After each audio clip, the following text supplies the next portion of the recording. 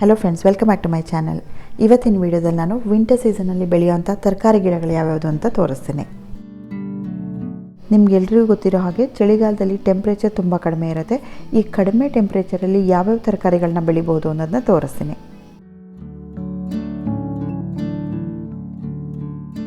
First ಸೊಪ್ಪುಗಳ ಬಗ್ಗೆ ಹೇಳ್ತೀನಿ. ಎಲ್ಲ ತರಕಾರಿಗಳಿಗಿಂತ ತುಂಬ ಫಾಸ್ಟಾಗಿ ಕೊಯ್ಯೋಕ್ಕೆ ಸಿಗೋವಂಥ ತರಕಾರಿ ಅಂದರೆ ಈ ಸೊಪ್ಪುಗಳು. ಮೆಂತ್ಯ, ಧನಿಯಾ, ಕೊತ್ತಂಬರಿ ಸೊಪ್ಪು, ಹರಿವೆ ಸೊಪ್ಪನ್ನ ಬೆಳಿಬೋದು. ಹಾಗೆ ನೋಡಿದರೆ ವರ್ಷ ಪೂರ್ತಿ ಈ ಎಲ್ಲ ಸೊಪ್ಪುಗಳನ್ನೂ ಬೆಳಿಬೋದು. ಆದರೆ ಚಳಿಗಾಲದಲ್ಲಿ ಅದರಲ್ಲೂ ಮೆಂತ್ಯ ತುಂಬ ಫಾಸ್ಟಾಗಿ ಬರುತ್ತೆ. ಇದ್ರ ಜೊತೆಗೆ ಲೆಟ್ಯೂಸ್ ಮತ್ತು ಬ್ರಾಕ್ಲಿ ಯೂಸ್ ಮಾಡೋರು ಅದನ್ನು ಕೂಡ ಈ ಚಳಿಗಾಲದಲ್ಲಿ ಬೆಳಿಬೋದು.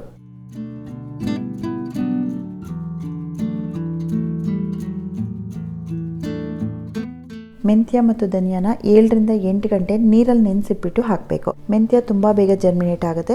2 ರಿಂದ 3 ದಿನದೊಳಗೆ ಮೊಳಕೆ ಹಿಡಿಯುತ್ತೆ. ಆದರೆ ಧನಿಯಾ ತುಂಬ ಟೈಮ್ ತಗೊಳುತ್ತೆ. 8 ರಿಂದ 10 ದಿನ ಬೇಕಾಗುತ್ತೆ. ಧನಿಯಾ ಪೂರ್ತಿ ವಿಂಟರಲ್ಲಿ ಬರುತ್ತೆ. ಡೈರೆಕ್ಟ್ ಬೀಜ ಹಾಕಿ ಬೆಳಿಬೋದು. 10 ರಿಂದ 15 ದಿನಕ್ಕೆ ಇದರಲ್ಲಿ ಸಸಿ ಬರುತ್ತೆ. 1 ತಿಂಗಳಷ್ಟರೊಳಗೆ ಇದು ಕುಯ್ಲಿಕ್ಕೆ ಸಿಗುತ್ತೆ.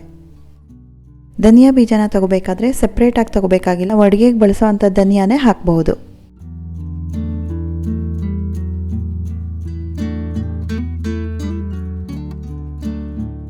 ಮೆಂತ್ಯ ಹಾಕಿ 15 ದಿನದಷ್ಟರೊಳಗೆ ನಮಗೆ ಕುಯ್ಲಿಕ್ಕೆ ಸಿಗುತ್ತೆ.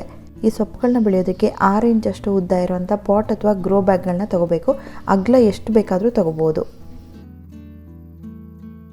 ಎಲ್ಲ ತರಕಾರಿ ಗಿಡಗಳಿಗೂ ಸನ್ಲೈಟ್ ಚೆನ್ನಾಗಿರಬೇಕು. ಮಿನಿಮಮ್ 4 ಗಂಟೆನಾದರೂ ಬಿಸಿಲು ಬೀಳೋವಂಥ ಜಾಗದಲ್ಲಿ ಇರಬೇಕು.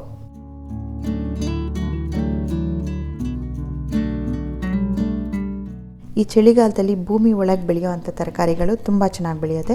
ಮೂಲಂಗಿ ಆಗಿರ್ಬೋದು, ನವಿಲುಕೋಸು, ಕ್ಯಾರೆಟ್, ಆಲೂಗಡ್ಡೆ, ಈರುಳ್ಳಿ, ಬೆಳ್ಳುಳ್ಳಿ ಕೂಡ ಬೆಳಿಬಹುದು. ಈ ಮಣ್ಣೊಳಗೆ ಬೆಳೆಯುವಂಥ ಎಲ್ಲ ತರಕಾರಿಗಳಿಗೂ ತುಂಬ ಬಿಸಿಲಿರಬೇಕು. 6 ರಿಂದ 7 ಗಂಟೆನಾದರೂ ಬಿಸಿಲಿರಬೇಕು.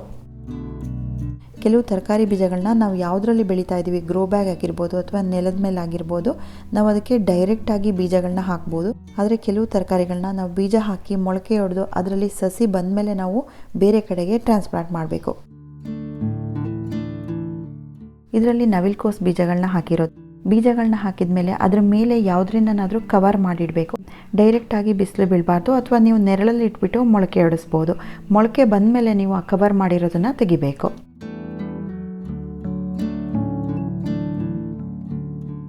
ಈ ನವಿಲುಕೋಸು ಬೀಜಗಳು 1 ವಾರದೊಳಗೆ ಮೊಳಕೆ ಹೊಡೆಯುತ್ತೆ. ಸಸಿಗಳು ಇಷ್ಟು ದೊಡ್ಡದಾದಮೇಲೆ ಇದನ್ನು ನಾವು ತೆಗೆದುಬಿಟ್ಟು ಬೇರೆ ಕಡೆಗೆ ಶಿಫ್ಟ್ ಮಾಡಬೇಕು. ಒಂದು ಸಸಿಯಲ್ಲಿ 3 ರಿಂದ 4 ಎಲೆಗಳು ಬಂದ ಕೂಡಲೇ ನೀವು ಅದನ್ನು ಕಿತ್ತುಬಿಟ್ಟು ಬೇರೆ ಕಡೆಗೆ ಟ್ರಾನ್ಸ್ಪ್ಲಾಂಟ್ ಮಾಡಬಹುದು. ಯಾವುದೇ ತರಕಾರಿ ಬೀಜಗಳನ್ನ ಹಾಕೋದಿದ್ರೂ ಒಂದೊಂದೇ ಹಾಕಬಾರ್ದು, ಒಂದಕ್ಕಿಂತ ಜಾಸ್ತಿನೇ ಹಾಕ್ಕೊಂಡಿರಬೇಕು. ಯಾಕೆಂದರೆ ಎಲ್ಲ ಸೀಡ್ಸು ಒಳ್ಳೆ ಕ್ವಾಲಿಟಿದಾಗಿರಲ್ಲ. ಕ್ವಾಲಿಟಿ ಮೇಲೂ ಡಿಪೆಂಡ್ ಆಗುತ್ತೆ. ಕೆಲವು ಸಲ ಮಾಯ್ಶ್ಚರ್ ಜಾಸ್ತಿ ಆದರೂ ಜರ್ಮಿನೇಟ್ ಆಗಲ್ಲ, ಅಥವಾ ಟೆಂಪ್ರೇಚರ್ ವ್ಯತ್ಯಾಸ ಆದರೂ ಜರ್ಮಿನೇಟ್ ಆಗಲ್ಲ. ಹಾಗಾಗಿ ಸ್ವಲ್ಪ ಜಾಸ್ತಿನೇ ಹಾಕ್ಕೊಂಡಿರಬೇಕು. ಓವರ್ಲ್ಯಾಪ್ ಆದರೂ ಪರವಾಗಿಲ್ಲ. ನಾವು ಈ ರೀತಿ ಚಿಕ್ಕ ಗಿಡಗಳನ್ನ ಶಿಫ್ಟ್ ಮಾಡಬೇಕಾದ್ರೆ ಆವಾಗ ನೀವು ಚೇಂಜ್ ಮಾಡ್ಕೋಬಹುದು.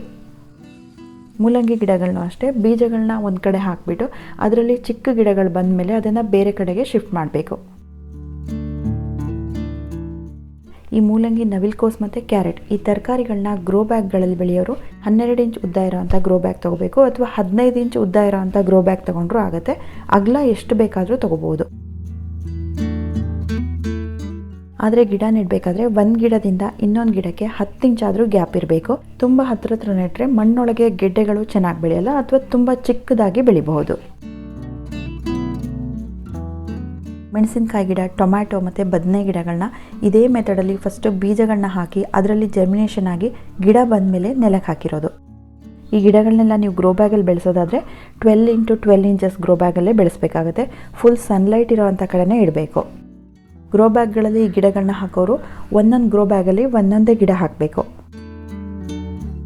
ಮೆಣಸಿನ ಗಿಡ ಮತ್ತು ಬದನೆ ಗಿಡನ ವರ್ಷ ಪೂರ್ತಿ ಬೆಳಿಬೋದು. ಈ ಬದನೆ ಗಿಡಗಳೆಲ್ಲ ಲಾಸ್ಟ್ ಇಯರ್ ಹಾಕಿರೋ ಅಂಥದ್ದು. ಬದನೆ ಗಿಡನ ಪದೇ ಪದೇ ಹಾಕೋದಿರಲ್ಲ. ನಾವು ಗಿಡ ನೆಟ್ಟು ಕರೆಕ್ಟಾಗಿ 60 ದಿನಕ್ಕೆ ಹೂ ಬರುತ್ತೆ. ಅದಾಗಿ 1 ತಿಂಗಳಿಗೆ ಕಾಯಿ ಬಿಡುತ್ತೆ. ಗಿಡದಲ್ಲಿ ಪೂರ್ತಿ ಕಾಯಿ ಬಿಟ್ಟು ಹೋದ್ಮೇಲೆ ಆ ಗಿಡದ ಬುಡ ಪುನಃ ಚೆನ್ನಾಗಿ ಕುಪ್ಪಿ ಟೈಮ್ಗೆ ನೀರು ಗೊಬ್ಬರ ಕೊಡ್ತಾ ಇದ್ರೆ ಪುನಃ ಅದರಲ್ಲಿ ಹೂ ಬಿಟ್ಟು ಕಾಯಿ ಬಿಡ್ತಾನೆ ಇರುತ್ತೆ. ಹೀಗೆ ವರ್ಷ ಪೂರ್ತಿ ಇದರಲ್ಲಿ ಕಾಯಿ ಬರ್ತಾನೆ ಇರುತ್ತೆ. ಒಂದು ಗಿಡ 1.5 ರಿಂದ 2 ವರ್ಷ ತನಕ ಅಂತೂ ಇರುತ್ತೆ. ನಾವು ಮನೆಗೆ ಬೇಕಾಗಿರೋ ತರಕಾರಿಗಳನ್ನ ವರ್ಷ ಪೂರ್ತಿ ಯಾವ ರೀತಿ ಬೆಳಿಬಹುದು ಅಂತಂದರೆ, ನಾವು ಬೀಜ ಹಾಕಿ 1 ತಿಂಗಳಾಗಿ ಗಿಡ ಇಷ್ಟು ದೊಡ್ಡದಾದಮೇಲೆ ಪುನಃ ನಾವು ಹೊಸದಾಗಿ ಬೀಜಗಳನ್ನ ಹಾಕೋಬೇಕಾಗತ್ತೆ. ಇದು ದೊಡ್ಡದಾಗೋಷ್ಟರೊಳಗೆ ದೊಡ್ಡ ಗಿಡಗಳಲ್ಲಿ ಕಾಯಿ ಬಿಡ್ತಾ ಇರುತ್ತೆ. ಹೀಗೆ ಒಂದ್ಸಲ ಕಾಯಿ ಬಿಡೋಕ್ಕೆ ಶುರುವಾದರೆ ಅದರಲ್ಲಿ 3-4 ತಿಂಗಳ ತನಕ ಕಾಯಿ ಬಿಡ್ತಾನೆ ಇರುತ್ತೆ. ಅಷ್ಟರೊಳಗೆ ಈ ಚಿಕ್ಕ ಗಿಡಗಳನ್ನ ನಾವು ರೆಡಿ ಮಾಡ್ಕೋಬೇಕು. ಇನ್ನು ಬೀನ್ಸ್ ಬಗ್ಗೆ ಹೇಳೋದಾದರೆ ಇದರಲ್ಲಿ 2 ರೀತಿ ಬರುತ್ತೆ. ಒಂದು ಬಳ್ಳಿಯಲ್ಲಿ ಬೆಳೆಯುವಂಥ ಬೀನ್ಸು, ಇನ್ನೊಂದು ಗಿಡ ಬೀನ್ಸ್ ಅಂತಾರೆ, ಬರೀ ಗಿಡದಲ್ಲಿ ಮಾತ್ರ ಬೆಳೆಯುವಂಥ ಬೀನ್ಸ್. ಈ ಬೀನ್ಸ್ ಬೀಜಗಳನ್ನ ನೀವು ಡೈರೆಕ್ಟಾಗಿ ಬೆಳಿಬೋದು. ನೀವು ಎಲ್ಲಿ ಯಾವ ಪಾಟಲ್ಲಿ ಅಥವಾ ಗ್ರೋ ಬ್ಯಾಗಲ್ಲಿ ಅಥವಾ ನೆಲದಲ್ಲಿ ಬೆಳೀತಾ ಇದ್ದೀರಾ ಅಲ್ಲೇ ಡೈರೆಕ್ಟಾಗಿ ಬೀಜ ಹಾಕ್ಬೋದು. ಸೀಡ್ಸ್ ಒಂದು ಕಡೆ ಹಾಕಿ ಆಮೇಲೆ ಚೇಂಜ್ ಮಾಡೋ ಹಾಗಿಲ್ಲ. ನೀವು ಗ್ರೋ ಬ್ಯಾಗಲ್ಲಿ ಬೆಳೆಯೋದಾದರೆ 12 ಇಂಚಸ್ ಗ್ರೋ ಬ್ಯಾಗಲ್ಲಿ 2 ಗಿಡನ ಬೆಳಿಬಹುದು.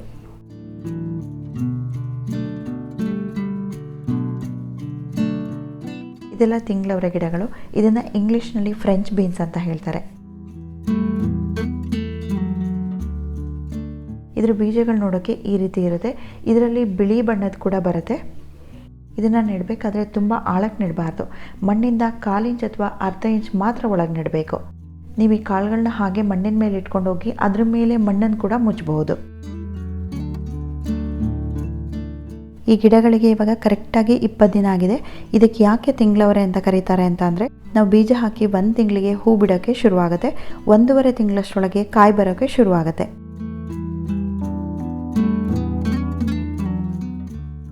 ಬಳ್ಳಿಯಲ್ಲಿ ಬೆಳೆಯೋ ಬೀನ್ಸ್ ಆದರೆ 1 ತಿಂಗಳಾದ ಕೂಡಲೇ ಆ ಗಿಡಕ್ಕೆ ಸಪೋರ್ಟ್ ಕೊಡಬೇಕಾಗತ್ತೆ.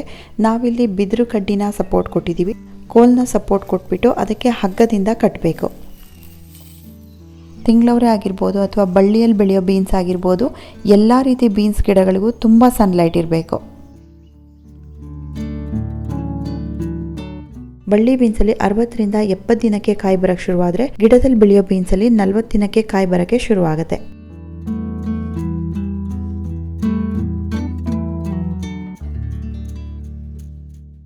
ಯಾವುದೇ ತರಕಾರಿಗಳಿಗಾಗಿರ್ಬೋದು ಮಣ್ಣನ್ನು ಗಟ್ಟಿಯಾಗೋಕ್ಕೆ ಬಿಡಬಾರ್ದು. ನೀವು ಗ್ರೋ ಬ್ಯಾಗಲ್ಲೇ ಬೆಳೀರಿ ಅಥವಾ ನೆಲದಲ್ಲೇ ಬೆಳೀರಿ, ಮಣ್ಣು ತುಂಬ ಗಟ್ಟಿಯಾಗೋವರೆಗೆ ಬಿಡಬಾರ್ದು. ಮಣ್ಣನ್ನು ಕುಬುಕ್ಬಿಟ್ಟು ಲೂಸ್ ಮಾಡ್ತಾ ಇರಬೇಕು. ಹಾಗೆ ಗಿಡಗಳು ಸ್ವಲ್ಪ ಗಟ್ಟಿಯಾಗಿ ನಿಲ್ಲೋದಕ್ಕೆ ಮಣ್ಣನ್ನು ಕೊಡ್ತಾ ಇರಬೇಕು. ಮಣ್ಣು ಕೊಡೋದಕ್ಕೆ ಹೊರಗಡೆಯಿಂದ ಇರೋ ಮಣ್ಣನ್ನು ಹಾಕಬೇಕಾಗಿಲ್ಲ, ಅದ್ರ ಪಕ್ಕದಲ್ಲೇ ಇರೋ ಮಣ್ಣನ್ನು ಕೊಟ್ಬಿಟ್ಟು ಬುಡನ ಗಟ್ಟಿಯಾಗಿ ನಿಲ್ಲಿಸಬೇಕು. ಟೊಮೆಟೊ ಗಿಡ ಚಳಿಗಾಲದಲ್ಲಿ ತುಂಬ ಚೆನ್ನಾಗಿ ಬೆಳೆಯುತ್ತೆ. ನೀವು ಗ್ರೋ ಬ್ಯಾಗಲ್ಲಿ ಬೆಳೆಯೋದಾದರೆ 12 ಇಂಟು 12 ಇಂಚಸ್ ಗ್ರೋ ಬ್ಯಾಗಲ್ಲಿ ಬೆಳಿಬೋದು ಅಥವಾ 15 ಇಂಟು 15 ಇಂಚಸ್ ಗ್ರೋ ಬ್ಯಾಗಲ್ಲಿ ಕೂಡ ಬೆಳಿಬಹುದು.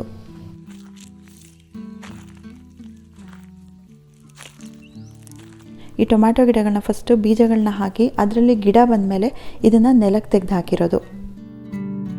ಈ ಟೊಮ್ಯಾಟೊ ಗಿಡಗಳನ್ನ ಬರೀ ಚಳಿಗಾಲದಲ್ಲಿ ಮಾತ್ರ ಅಲ್ಲ, ವರ್ಷಕ್ಕೆ 4-5 ಸಲ ಬೆಳಿಬೋದು. 60 ದಿನದಷ್ಟರೊಳಗೆ 2 ತಿಂಗಳಷ್ಟರೊಳಗೆ ಅದರಲ್ಲಿ ಕಾಯಿ ಟೊಮ್ಯಾಟೊ ಬಿಡೋಕ್ಕೆ ಶುರುವಾಗುತ್ತೆ. 3 ತಿಂಗಳಷ್ಟರೊಳಗೆ ಹಣ್ಣಾಗುತ್ತೆ. ಈ ಟೊಮ್ಯಾಟೊ ಗಿಡಕ್ಕೆ ಕೂಡ ಉದ್ದ ಬೆಳೆದಂಗೆಲ್ಲ ಕೋಲಿಂದ ಸಪೋರ್ಟ್ ಕೊಡಬೇಕಾಗತ್ತೆ. ಹಗ್ಗದಿಂದ ಆ ಕೋಲಿಗೆ ಗಿಡನ ಕಟ್ಟಬೇಕಾಗತ್ತೆ.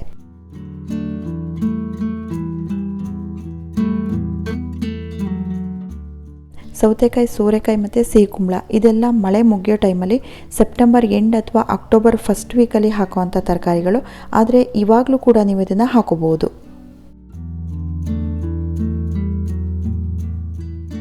ಸೊಪ್ಪುಗಳನ್ನ ಬಿಟ್ಟು ಕಾಯಿ ಬಿಡುವಂಥ ಯಾವುದೇ ತರಕಾರಿ ಗಿಡಗಳಿಗೆ ಪಾಲಿನೇಷನ್ ತುಂಬ ಚೆನ್ನಾಗಾಗಬೇಕು.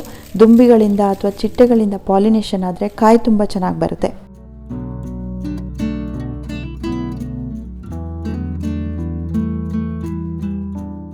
ಎಷ್ಟೋ ಸಲ ತರಕಾರಿ ಗಿಡಗಳು ತುಂಬ ಹೆಲ್ದಿಯಾಗಿ ಬಂದಿರುತ್ತೆ, ಆದರೆ ಹೂವಿನ ಟೈಮಲ್ಲಿ ಸರಿಯಾಗಿ ಪಾಲಿನೇಷನ್ ಆಗಲಿಲ್ಲ ಅಂದರೆ ತುಂಬ ಸಣ್ಣ ಕಾಯಿ ಬಿಡುತ್ತೆ, ಅಥವಾ ಕಾಯಿ ಬಿಟ್ಟರೂ ಅದು ಡ್ರಾಪ್ ಆಗುತ್ತೆ, ಅಥವಾ ಗಿಡ ಚೆನ್ನಾಗಿದ್ರೂ ಕಾಯಿ ಬಿಡ್ದೇ ಹೋಗ್ಬೋದು.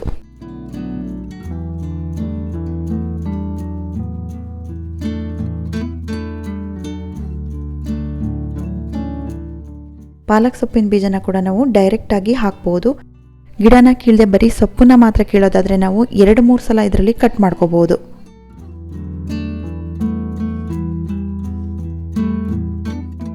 ಸೊ ಫ್ರೆಂಡ್ಸ್, ಈ ತರಕಾರಿ ಗಿಡಗಳ ಬಗ್ಗೆ ಇನ್ನೊಂದಷ್ಟು ಇನ್ಫಾರ್ಮೇಷನ್ ಬೇಕಾಗಿದ್ದರೆ ನನ್ನ ಚಾನಲ್ನಲ್ಲಿ ಕೆಲವು ವೀಡಿಯೋಸ್ ಇದೆ, ಅದರ ಲಿಂಕ್ನ ನಾನು ಡಿಸ್ಕ್ರಿಪ್ಷನ್ ಬಾಕ್ಸಲ್ಲಿ ಹಾಕಿರ್ತೀನಿ, ಅದರಲ್ಲಿ ನೀವು ಚೆಕ್ ಮಾಡ್ಕೋಬಹುದು. ಯಾವ ರೀತಿ ಮಣ್ಣು ತಗೋಬೇಕು, ಗ್ರೋ ಬ್ಯಾಗ್ಗಳಲ್ಲಿ ಯಾವ ರೀತಿ ಬೆಳೆಯೋದು, ಯಾವ ತರಕಾರಿಗಳಿಗೆ ಯಾವ ಸೈಜಿನ ಗ್ರೋ ಬ್ಯಾಗ್ ತಗೋಬೇಕು, ಇದೆಲ್ಲ ಇನ್ಫಾರ್ಮೇಷನ್ ನಿಮಗೆ ಆ ವಿಡಿಯೋಗಳಲ್ಲಿ ಸಿಗುತ್ತೆ.